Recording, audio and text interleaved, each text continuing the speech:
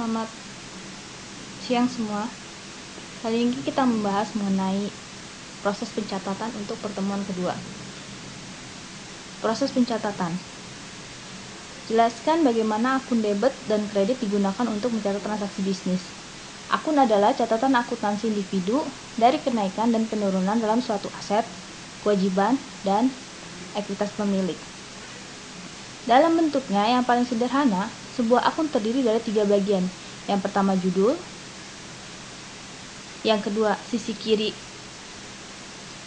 atau sisi debit, dan yang ketiga sisi kanan atau sisi kredit. Karena format akunnya mirip dengan huruf T, kami menyebutnya sebagai akun T. Ilustrasi gambar 21 menunjukkan dasar dari bentuk akun T. Ini ada title of account, yang mana bagian kiri adalah sisi debit dan bagian kanan adalah sisi kredit.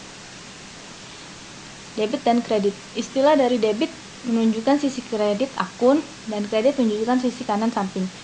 Mereka biasanya disingkat dengan DR untuk debit dan CR untuk kredit. Mereka melakukannya bukan berarti bertambah atau berkurang, seperti yang biasa dipikirkan.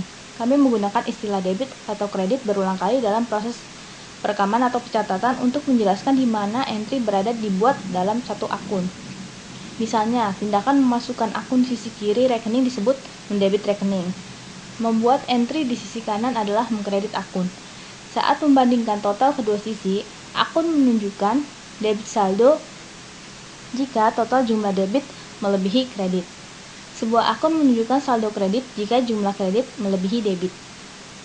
Perhatikan posisi debit dan sisi kredit pada ilustrasi 21.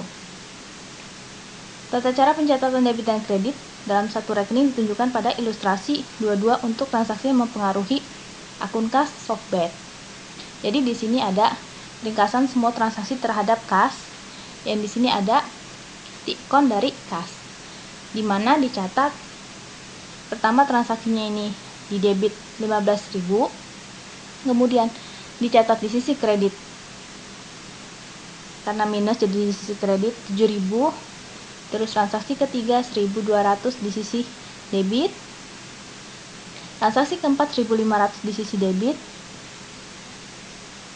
transaksi kelima minus 1.700 berarti kita catat di sisi kredit, transaksi keenam minus 250 berarti kita catat di sisi kredit, transaksi ketujuh 600 ini nilainya positif kita catat di debit. Dan yang terakhir transaksinya sebesar 1.300 minus berarti kita catat di sisi kredit. Jadi untuk total akun balance dari si kas ini sama, yaitu sebesar $8.050. Prosedur debit dan kredit. Ingat bahwa setiap transaksi harus mempengaruhi 2 atau lebih akun untuk menjaga keseimbangan dasar persamaan dasar akuntansi. Dalam kata lain, untuk setiap transaksi, debit harus sama dengan kredit. Kesetaraan debit dan kredit memberikan dasar untuk sistem entry ganda dari pencatatan transaksi.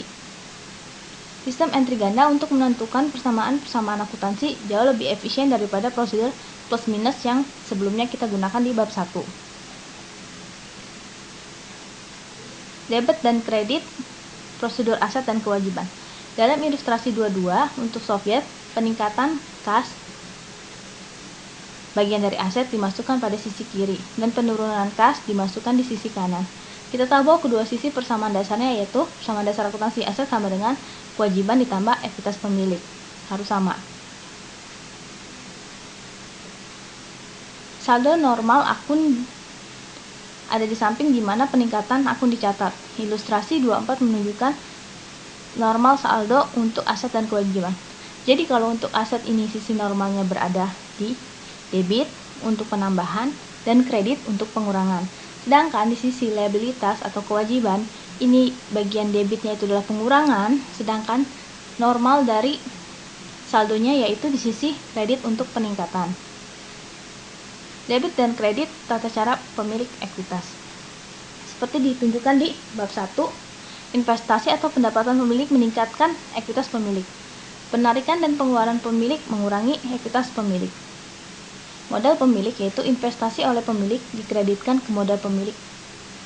Kredit meningkatkan akun ini dan debit menguranginya. Jadi kalau untuk bagian modal pemilik atau ekuitas, bagian normalnya yaitu bagian kredit. Ketika ada pencatatan di kredit berarti meningkatkan akun ini. Sedangkan jika ada pencatatan di debit berarti mengurangi akun ini, yaitu modal pemilik. Ilustrasi 25 menunjukkan aturan debit dan kredit untuk akun modal pemilik. Jadi di sini ada ilustrasi 25 untuk akun modal pemilik. Di debit untuk pengurangannya, di kredit untuk kenaikannya. Ini normalnya dari modal pemilik, di mana debit mengurangi, normalnya dia adalah di kredit. Jadi kalau ada pencatatan di kredit berarti meningkatkan kepemilikan dari modal si pemilik. Penarikan pemilik. Pemilik dapat menarik uang tunai atau aset lainnya untuk kepentingan pribadi. Penarikan dapat didebit langsung ke modal pemilik untuk menunjukkan penurunan ekuitas pemilik. Namun lebih baik menggunakan akun terpisah yang disebut dengan prive pemilik. Jadi ini ada ilustrasi 27 menunjukkan aturan debit dan kredit untuk akun penarikan. Jadi ketika kalian menulis modal, itu nanti nggak ada yang namanya pencatatan di sebelah debit. Tapi kita harus membuat akun baru, yaitu akun prive. Di sini ada akun owner drawing atau biasanya kita sebut dengan prive. Sisi debit yaitu menambah prive sendiri dan sisi kredit mengurangi prive itu sendiri. Untuk normalnya prive berada di sisi debit. Debit akan menambah prive, kredit akan mengurangi prive.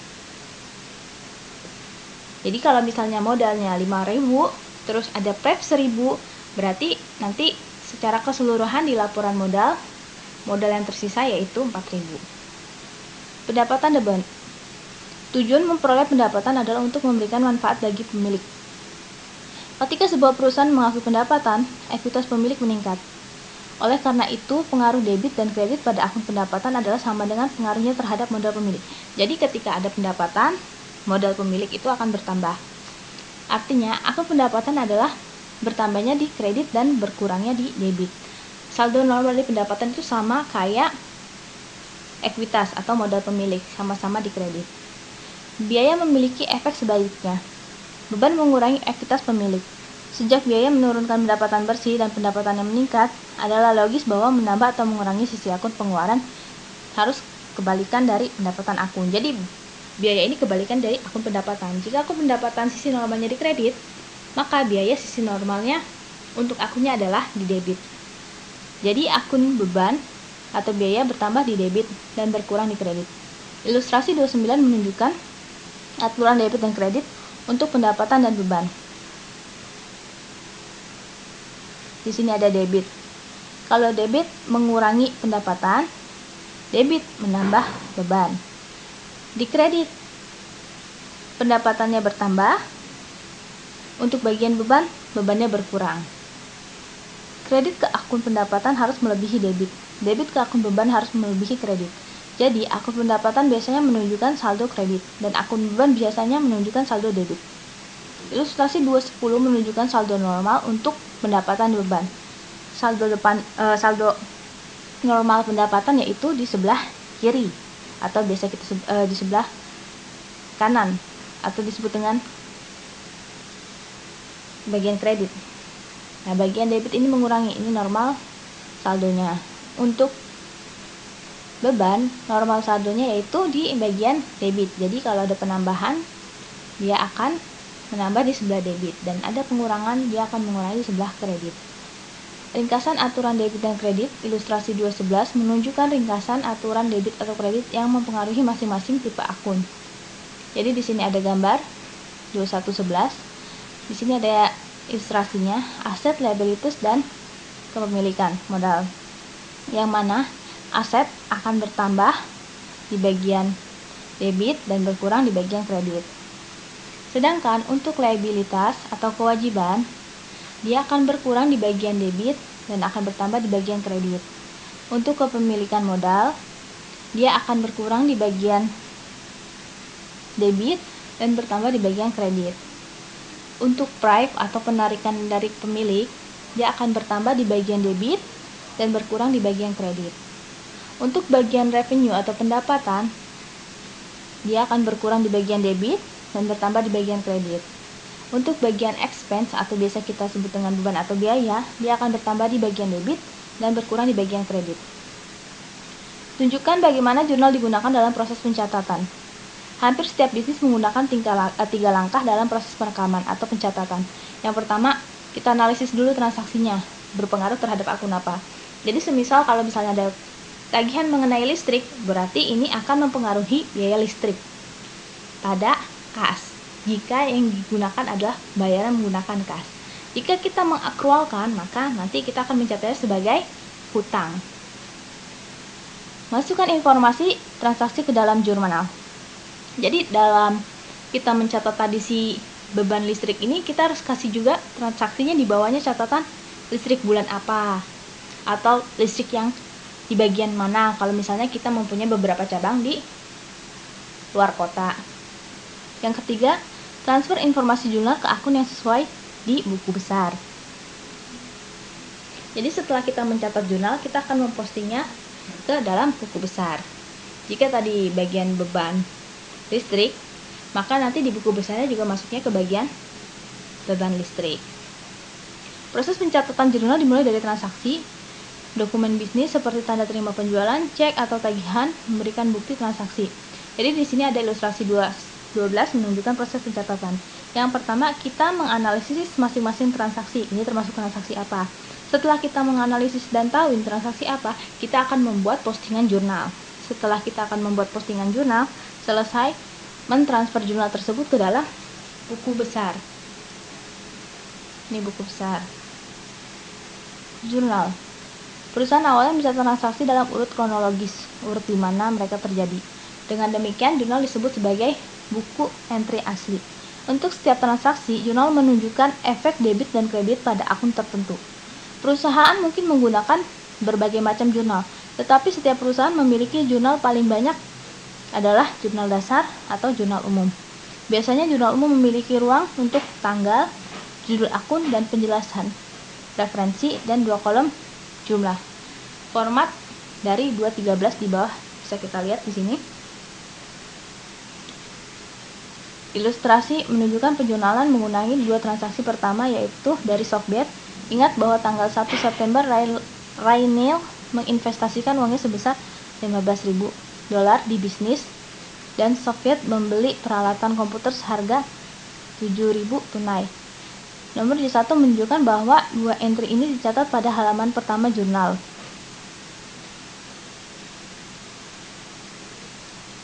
Ilustrasi 213 menunjukkan bentuk dasar entry jurnal untuk 2 transaksi. Nomor kontak sesuai dengan penjelasan daftar dan ilustrasi di bawah. Jadi yang pertama kita catat yaitu ketika tanggal 1 September dia menanamkan modalnya, yaitu berupa uang tunai, disebut dengan kas, kita jurnal kas, pada owner capital atau modal pemilik. Nah, di bawahnya ini kita harus kasih keterangan investasi dari pemilik berbentuk kas untuk bisnisnya $15.000. Satu ini apa? Satu ini tanggal. 2 ini apa? 2 ini akun pertama yang dicatat. 3 akun kedua yang dicatat. 4 keterangan dari ini transaksi apa. Yang kelima nomor akunnya. Nah, setelah itu dia juga membeli peralatan komputer menggunakan tunai. Jadi equipment atau peralatannya bertambah sebesar 7.000, kasnya berkurang sebesar 7.000. Kita juga harus kasih keterangan. Ini digunakan apa? Digunakan untuk pembelian peralatan secara tunai. Penting untuk menggunakan judul akun yang benar dan spesifik dalam penjurnalan. Judul akun yang salah menyebabkan laporan keuangan yang salah. Jadi semisalnya di sini, Rain ini menanamkan investasi awalnya, terus kita catat kas pada hutang. Ini akan menjadi kesalahan. Oleh dari itu kita harus menganalisis ini termasuk dari jenis akun yang mana. Entry sederhana dan gabungan. Beberapa entry hanya melibatkan 2 akun, satu debit dan satu kredit. Lihat misalnya entry dalam 213. Tadi 213 cuma ada 2 akun aja yang terpengaruh. Jenis entry ini disebut dengan entry sederhana. NS Entry yang membutuhkan 3 atau lebih akun adalah entry gabungan. Menggambarkan asumsi bahwa tanggal 1 Juli Butler Company membeli truk pengiriman seharga 14.000. Ini udah beda kasus. Ia membayar 8.000 tunai sekarang dan setuju untuk membayar sisanya 6.000 pada hari kemudian. Jadi si truk ini harganya 14.000, dia bayar 8.000 sekarang dan sisanya hutang sebesar 6.000. Kita catat kapan tanggalnya? Tanggalnya yaitu 1 Juli 2017. Kemudian apa yang menjadi analisis kita untuk menjurnal? Pertama yang dibeli adalah truk. Harusnya ini sih truk ya. Kalau biasanya kita bukan peralatan, kita maksudnya ke facelift atau kendaraan. Dibayarkan secara tunai atau kas sebesar 8.000 dan sisanya utang dagang atau utang usaha sebesar 6.000. Jangan lupa kasih keterangan pembelian truk dengan kas dengan balance on account.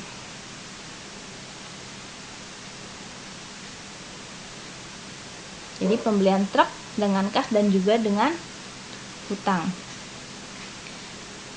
Nomor 3, jelaskan bagaimana buku besar dan posting membantu dalam proses pencatatan. Buku besar. Seluruh kelompok akun yang dikelola oleh perusahaan adalah buku besar. Buku besar menyediakan saldo di masing-masing akun serta melacak perubahan saldo ini. Buku ini berisi semua aset, kewajiban, dan ekuitas pemilik, seperti yang ditunjukkan pada gambar 215. Jadi 215 ini untuk individual akun aset, ada peralatan, tanah, perlengkapan, dan kas. Untuk bagian liabilitas atau kewajiban, ada hutang bunga, ada hutang gaji dan upah, ada hutang usaha, juga ada hutang wesel. Yang bagian 3 ada akun modal pemilik. Di sini ada beban hutang dan upah, ada pendapatan jasa, ada penarikan dari pemilik, ada juga modal pemilik. Buku besar menyediakan saldo di masing-masing akun. Misalnya, akun kas menunjukkan jumlah kas yang tersedia untuk memenuhi kewajiban lancarnya. Akun piutang menunjukkan jumlah yang harus dibayar dari pelanggan, dan akun hutang menunjukkan jumlah yang terutang kepada kreditur. Jadi, dalam buku besar ini kita bisa melihat berapa total dari kas. Nah, kas ini transaksinya dari mana aja? Nah, nanti di buku besar kelihatan dari tanggal segini untuk transaksi ini, tanggal segini untuk transaksi ini. Begitu juga dengan piutang dan hutang. Bentuk standar akun. Bentuk akun tersederhana yang digunakan dalam buku teks akuntansi sering sangat berguna untuk tujuan ilustrasi. Namun dalam prakteknya, formulir akun yang digunakan dalam buku besar adalah jauh lebih terstruktur. Ilustrasi 216 menunjukkan bentuk tipikal yang menggunakan asumsi dari rekening kas. Jadi untuk contoh-contoh di dalam pelajaran itu kita biasanya menggunakan account untuk memudahkan penerapan debit dan kredit. Tapi untuk penggunaan sebenarnya di dunia kerja yang digunakan adalah bentuk dari ilustrasi 26. Jadi 216. Jadi di mana kas ini nomor 101 adalah nomor akunnya kas, ada bagian tanggal, ini deskripsi, ini referensinya, ini debit, kredit, dan balance. Ada tanggalnya dari masing-masing tanggal, ada transaksinya, jumlahnya. Format ini disebut dengan akun 3 kolom. Kalau di akun itu cuma 2 kolom, sedangkan kalau untuk ini adalah 3 kolom. Kolom debit, kredit, dan saldo. Posting. Memindahkan entry jurnal ke akun buku besar disebut posting. Fase ini merupakan proses pencatatan mengakumulasi efek dari transaksi yang dijurnal dalam akun individu. Ilustrasi 217 menunjukkan 4 langkah yang digunakan dalam entry pertama softbet. Nomor kotak menunjukkan urutan langkah. Jadi yang pertama, setelah kita jurnal kas pada kepemilikan sebesar 15.000, kita masukin posting ke general ledger atau buku besar. Karena ini ada 2 akun, yaitu kas sama owner, jadi kita masukkan ke dalam kas dan owner capital atau modal pemilik, dimana di tanggalnya masukin ke tanggalnya, terus referensi nomor akunnya masuk ke nomor akunnya. Setelah itu, karena tadi transaksinya nomornya itu ditulis J1, general ledgernya ini nih, di buktinya itu, di bukti vouchernya kita tulis J1 sebesar 15.000, kasnya ada di debit 15.000, sedangkan untuk modal pemilik 15.000 di kredit masuk ke 15.000. Jadi saldo akhirnya di sini ada 15.000 untuk kas dan 15.000 untuk modal pemilik. Posting harus dilakukan dalam aturan kronologis, artinya perusahaan harus memposting semua debit dan kredit dari suatu entry jurnal sebelum melanjutkan ke entry berikutnya. Bagian akun atau nomor akun. Jumlah dan jenis rekening berbeda untuk setiap perusahaan. Jumlah akun tergantung pada jumlah keinginan manajemen. Misalnya, manajemen suatu perusahaan mungkin menginginkan satu akun untuk semua jenis utilitas pengeluaran. Yang lain mungkin menyimpan akun pengeluaran terpisah untuk setiap utilitas seperti gas terpisah, listrik, dan air. Ilustrasi 28 menunjukkan bagian akun pionir. Akun yang tercantum dalam warna merah digunakan dalam bab ini. Rekening ditampilkan dalam warna hitam dijelaskan pada bab selanjutnya. Jadi yang merah-merah ini digunakan dalam bab 2 ini. Ada kas, ini disebut dengan chart out of fund atau biasa kita sebut dengan nomor akun atau bagian akun. Ada bagian aset, liabilitas, modal pemilik, pendapatan, dan beban. Proses pencatatan diilustrasikan 29 hingga 28 menunjukkan langkah-langkah dasar proses pencatatan dari bulan Oktober Pioneer Advertising. 1 Oktober, CR Bread menginvestasikan 10.000 kasnya untuk advertising company, yaitu untuk pengiklanan si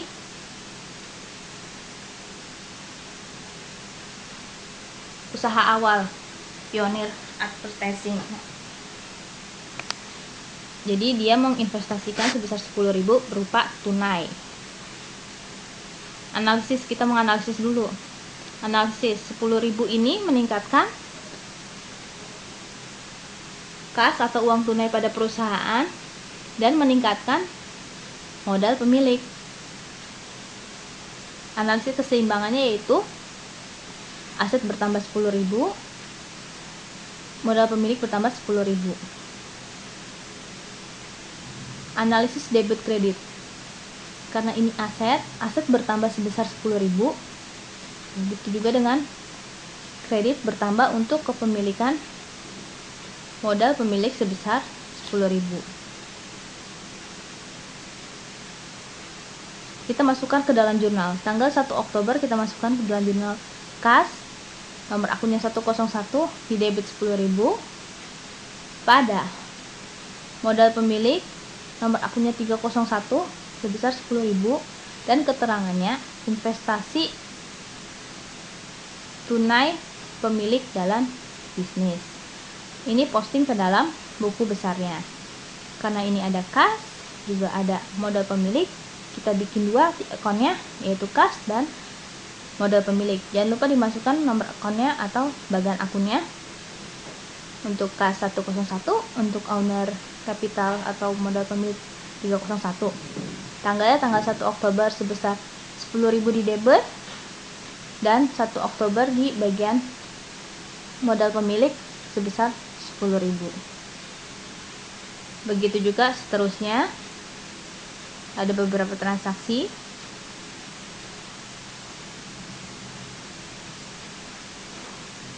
Nah, ini ada ringkasan terhadap jurnal dan posting. Jadi ada tanggal 1 yang mana masing-masing sudah terekod jurnalnya. Dari sini, dari jurnal ini, dari jurnal umum ini masuk ke dalam sistem buku besar. Ada kas, ada perlengkapan, ada asuransi dibayar di muka, ada peralatan, ada hutang wesel, ada hutang usaha, ada pendapatan servis diterima di muka, ada modal pemilik, ada pref pemilik, ada pendapatan servis, ada beban gaji dan upah, ada juga beban sewa. Dari masing-masing ini kita bisa lihat transaksi tanggal 1 sebesar 10.000 dan akhirnya sampai pada masing-masing saldonya kas besar 15.200, perlengkapan 2.500, begitu juga dengan seterusnya. Siapkan neraca saldo. Neraca saldo adalah daftar akun dan saldonya pada waktu tertentu. Biasanya perusahaan menyiapkan neraca saldo pada akhir periode akuntansi. Neraca saldo membuktikan persamaan matematis antara debit dan kredit yang diposting. Neraca saldo juga dapat mengungkapkan kesalahan dalam penjurnalan dan posting. Langkah-langkah membuat neraca saldo. Pertama, cantumkan judul dan saldo dalam debit dan kredit sesuai kolom. Jadi kita cantumkan judul yaitu Pioneer Advertising neraca saldo 31 Oktober 2017. Dan juga debit kredit. Jumlahkan kolom debit dan kredit. Jadi dari buku besar ini kasnya berapa? 15.200. Kita catat semuanya. Kas, perlengkapan, asuransi dibayar muka, peralatan, hutang wesel, hutang dagang, pendapatan diterima di muka, pemilikan modal, price, pendapatan servis, beban gaji dan upah, serta expense-nya, rent expense. Jadi dari masing-masing total ini kita masukkan ke dalam trial balance. Nah, di akhir itu totalnya antara debit dan kredit harus balance. Kalau nggak balance berarti ada kesalahan. Neraca saldo adalah pos pemeriksaan yang diperlukan untuk mengungkap jenis-jenis tertentu kesalahan. Sekian untuk pertemuan kali ini. Ini ada PR atau tugas pertemuan 2, yang mana ini mudah banget caranya. Untuk B27 kalian cukup bikin T-account, dan B28 dalam bentuk standarnya gimana. Kalau tadi ada T-account, ada yang bentuk standarnya.